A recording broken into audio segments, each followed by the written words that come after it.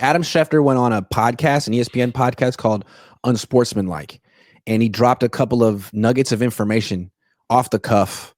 He said that Brock Purdy and his agent initially asked for $65 million a year. Also said that no team wanted to trade for Brock Purdy. Let's talk about the first thing first. Purdy initially asking for $65 million a year. That's quite a thing to say, because I just said it looked to me like Purdy got everything he wanted. This would indicate that he wanted the moon and the stars and the chocolate, the Willy Wonka's chocolate factory as well. Okay. First, the word about Adam Schefter. I'm not putting Adam down. I really respect Adam, and I think he's a great reporter. And I know that Ira Miller, who went to Penn State with Adam's parents, really does respect Adam. So there's no way of criticism of Adam. You got it, Adam? Mm-hmm. It's I don't know where Adam got this information, and I'm sure he got it somewhere.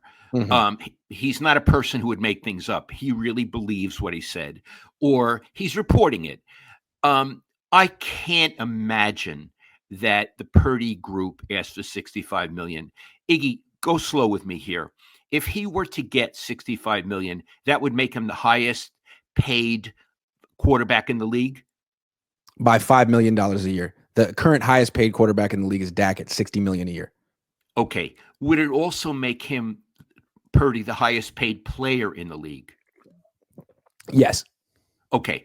I can't believe that what we call the Purdy camp would have had the chutzpah, the nerve, to ask for him to be the highest paid player in the league.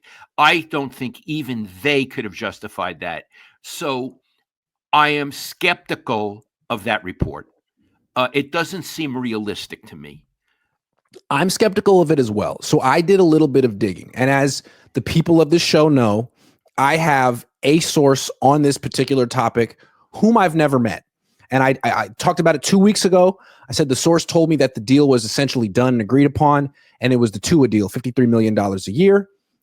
Turns out that this source was right about that. I don't know, maybe the source was guessing, but so far so good with the source. So I contacted the source today after Adam Schefter said what he said, and I said, is this true? And this is what the source said in reply. And take it with a grain of salt, just one source. No. You know exactly who this is coming from.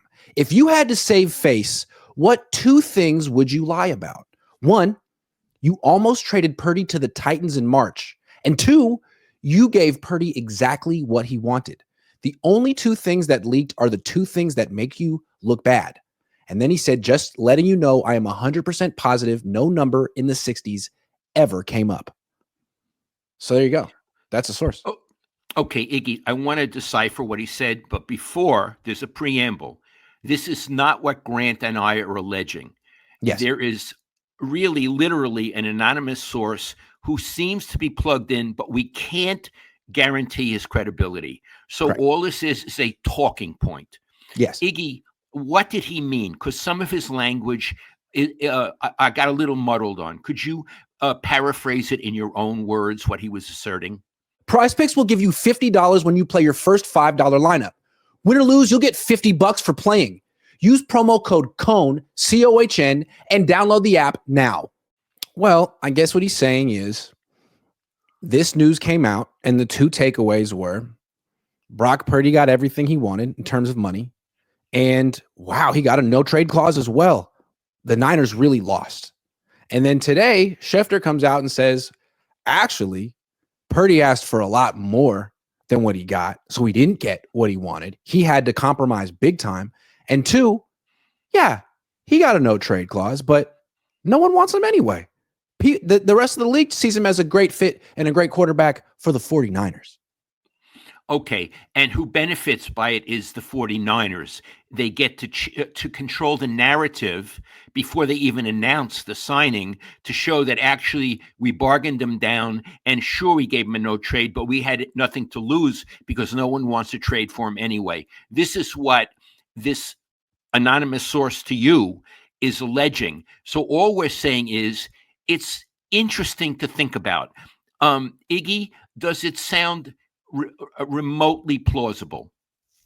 It does sound remotely plausible. And there's one more thing the source said. He said, this part is speculation, but someone in SF is pissed it got leaked early. Wasn't me. That's what he said. Because, it hasn't been announced yet. Who's pissed? I don't know. That's Iggy. It's intriguing. I wish we knew who this for like 3 weeks ago, the Niners extended Kittle.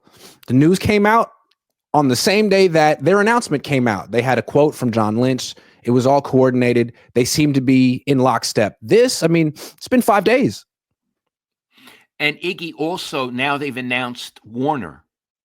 I'm not sure if they've announced Warner yet either. They may have to wait on Warner now. Otherwise, that would be obvious. Okay. Yeah. Okay, so it's been reported about Warner, but they haven't announced it. Mm-hmm. Okay. Mm-hmm. I got it. So the point is, they were in a hurry to announce Kittle, but on this one, I think the source is alleging they want more time so they can massage the narrative.